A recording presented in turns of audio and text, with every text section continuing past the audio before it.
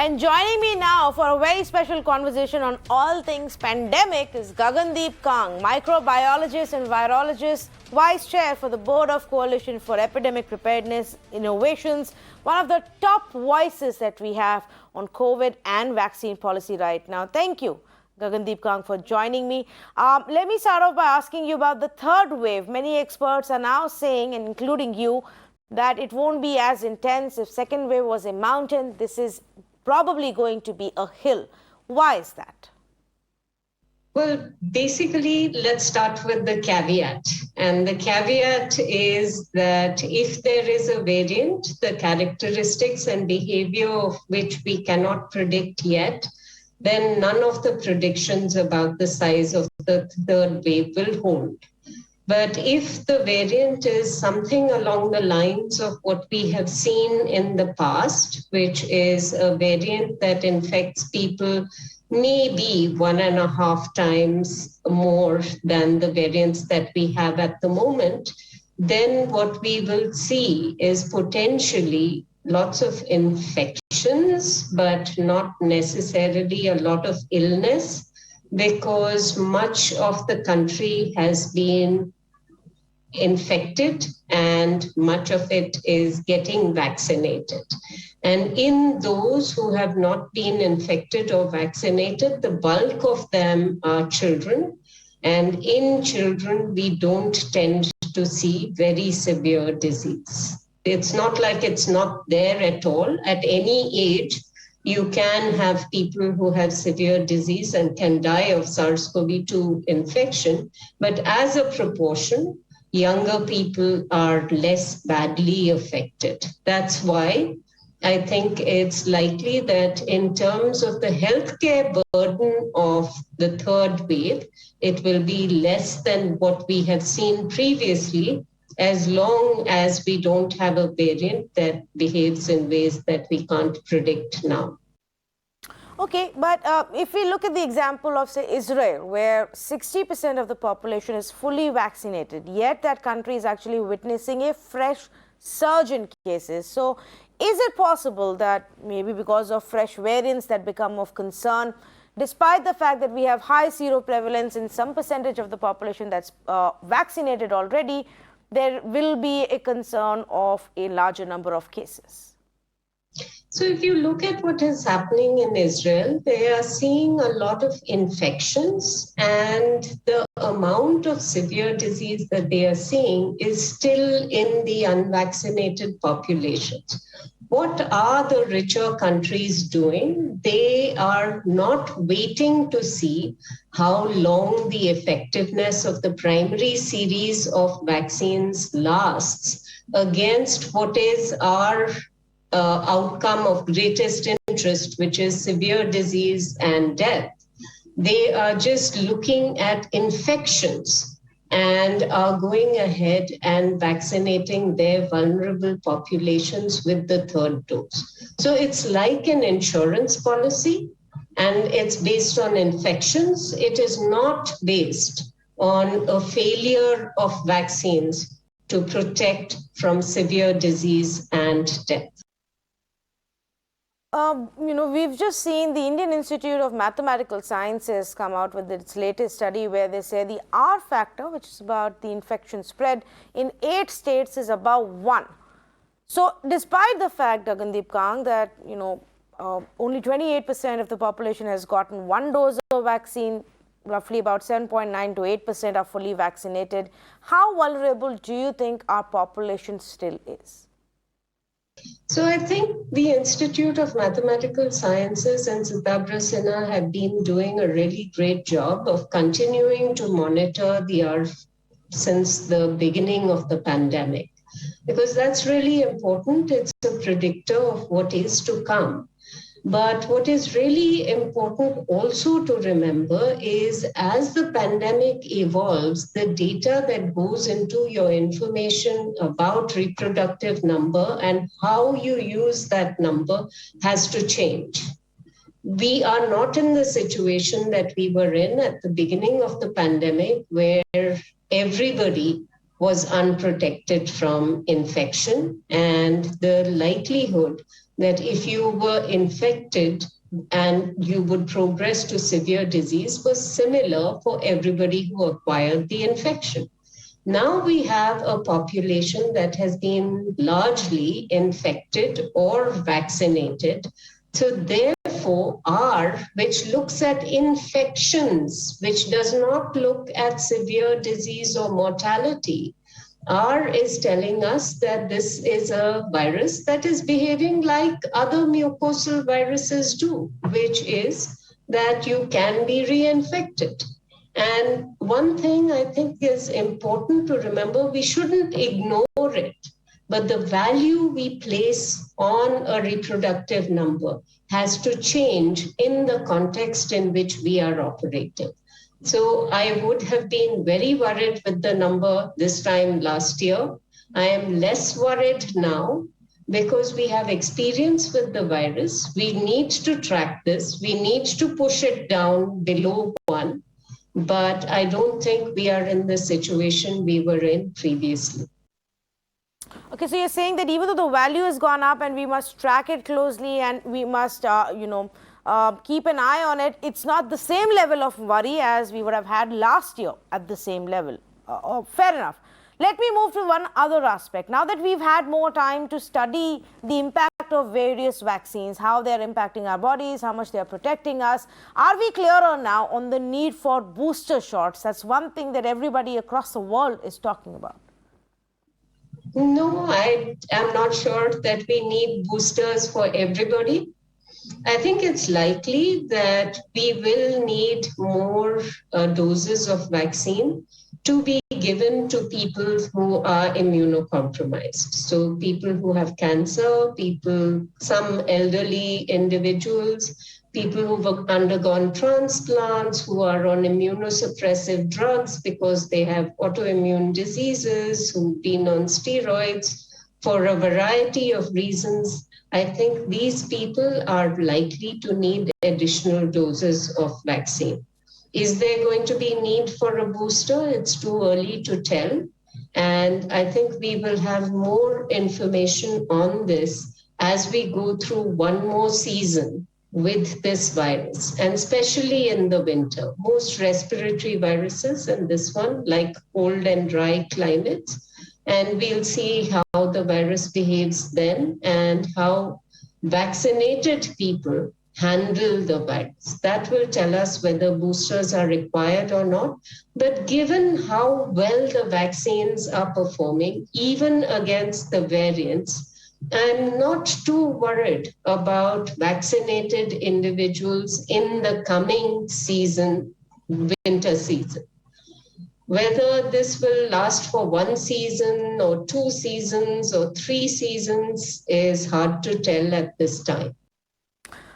You know, we were last night also talking about various kind of mutations and variants and what should be a worry for us. One of the experts mentioned that there is only so much that a virus will actually mutate, beyond a point. If it evolves to an extent where it can't enter the body, then it's of no use.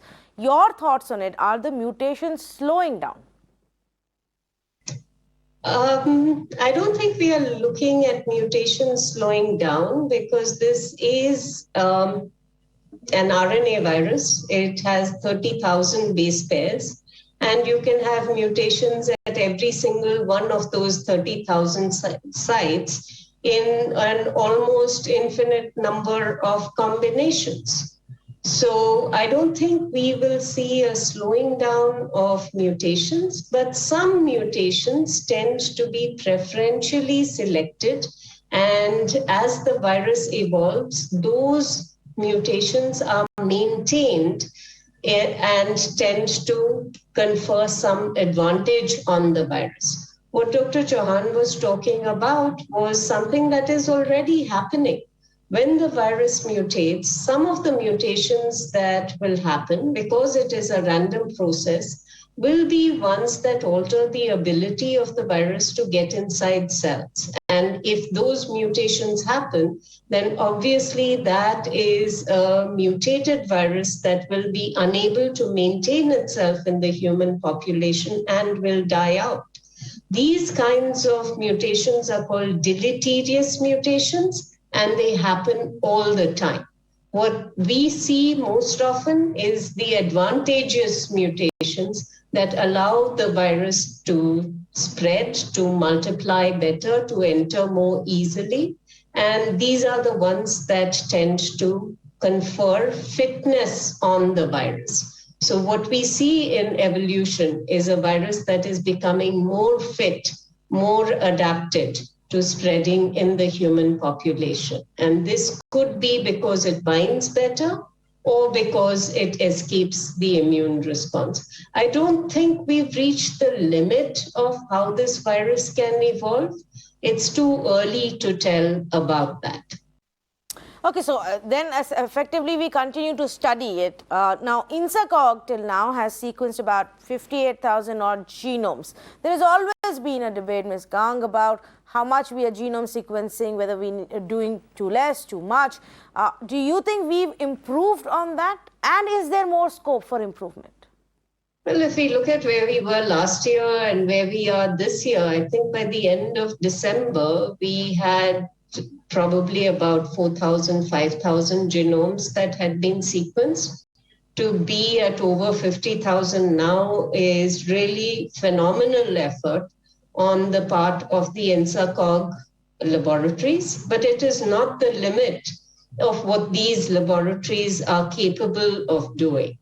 And I think we need to continue to expand our surveillance, but we need to be smart about the surveillance. We need to decide what needs to be sustained over time as background surveillance and what we need to do when the picture of the virus changes. Should we be doing more surveillance in states that have more cases? Should we be investigating clusters, cases with which kinds of characteristics? INSACOG is doing some of this, but we need to continue to refine this. I think the idea that we are doing genomic surveillance for SARS-CoV-2 is fantastic. And I think INSACOG is a platform that should be used well beyond SARS-CoV-2. It should be used to look at other respiratory viruses, because those are a threat as well, and we need to recognize that.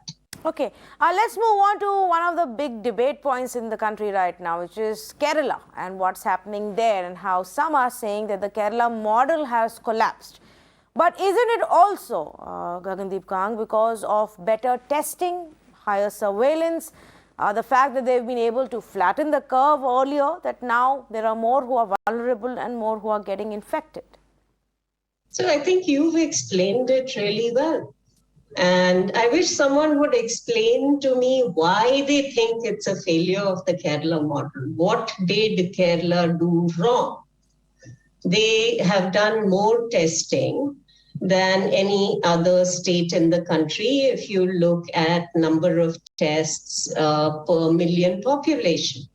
They were able to do tests, track and isolate at a very high level in the early days of the pandemic. As with all other states, there have been some failures in doing that. The proof of what they've done in terms of being able to follow the principles of public health shows up in their seropositivity data. It indicates that they were able to flatten the curve. They were able to suppress transmission of the virus. Now, when you have a large uninfected, unvaccinated population, then you have that many susceptible people. And the Delta variant is much more infectious than the viruses that we've seen before this. And the Delta variant was seen in other parts of the country at least a month before it came to the south. So I think Kerala needs to be careful, as do all states that have a small proportion of their population vaccinated.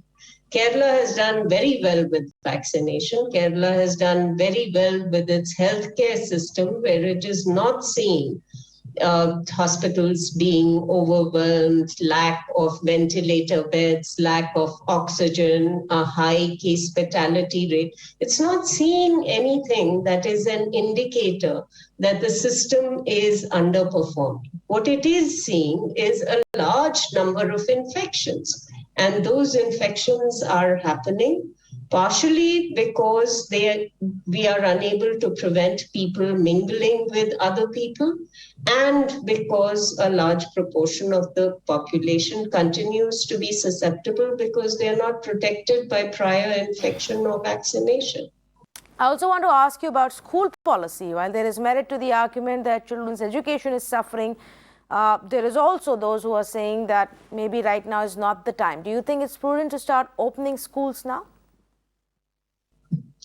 So, if you ask me about prudence, I think it is a question really of trade-offs.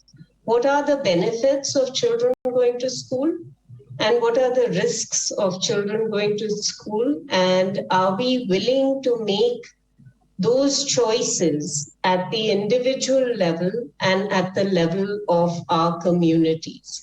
There is some level of risk in any activity that we undertake.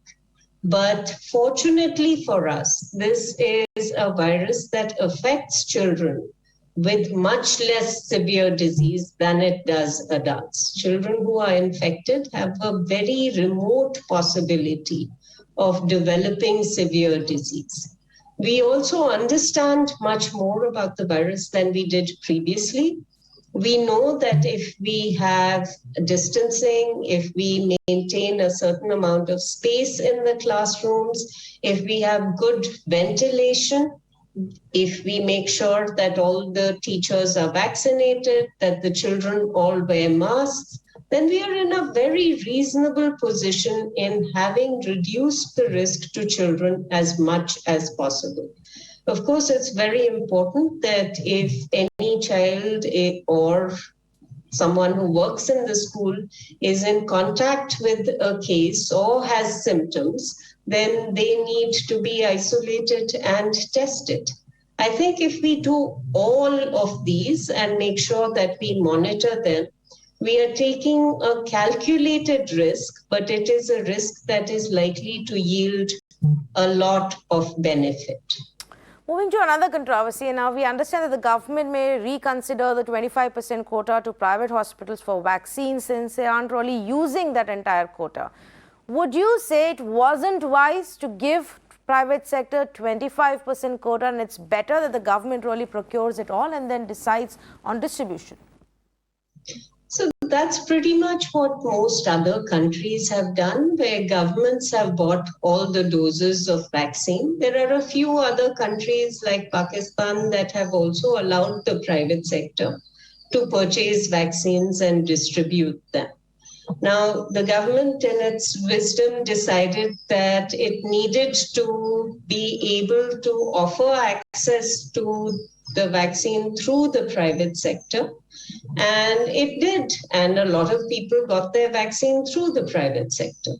Now, if that's not working well, I think it's important to reconsider that decision, because our goal has to be to use every dose of vaccine that we have access to. It doesn't matter who delivers it, whether it is private sector or public sector. I hear a lot of arguments saying that the margin that the government was willing to allow the private sector to have is the reason why the private sector isn't interested, because it can't make any profit on its delivery of vaccines.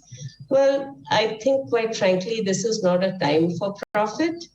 And if the private sector doesn't want to do it, then maybe one way the government should engage with the private sector is to look at NGOs and community organizations and offer them vaccine and ask them to deliver the vaccine to people wherever it is difficult for the government to mount a program. I think these kinds of public-private partnerships would be tremendously valuable. And as I said, the most important goal has to be, don't waste a single dose of vaccine. The rest of the world is not in the fortunate position that India has, with tens of millions of doses of vaccine being available to us every week. Okay, I know you've reacted to this, but now that you've had more time to process it, retrace the work that you were doing at that time on the Pegasus story, Gagandeep Kang, why would a government or any institution really be interested in what work you were doing back then or snooping into it?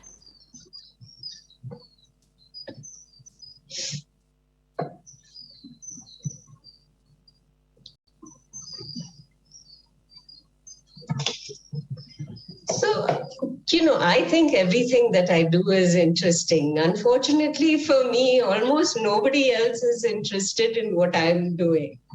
Most of my work is on diarrhea. And at that time, I believe this was 2018. And in 2018, I was at the Translational Health Science and Technology Institute. That's a phenomenal institute that is working on all kinds of areas, where the goal is essentially to transform public health in India. So if anyone was interested in what I've been doing, then I hope they learned something. Okay, fair enough. But would you be willing to participate in an investigation? Because the government is saying they're not ordering a probe, and BJP says if individuals want, they can always go and get their phone checked or file an FIR. Would you be willing? Well, if the government was to ask anybody to cooperate in an investigation, I see no reason to decline. But if only the government orders the investigation? Yes. Okay, Gagandeep Kang, thank you so much for joining us. You are right. Your work is extremely interesting and we should be tracking it all the time. I wish we had known that earlier, but a lot of us woke up to it during the pandemic. But thank you so much for all of your insights, for all of the research and the work that you've done and the insights that you bring to us. I really appreciate it.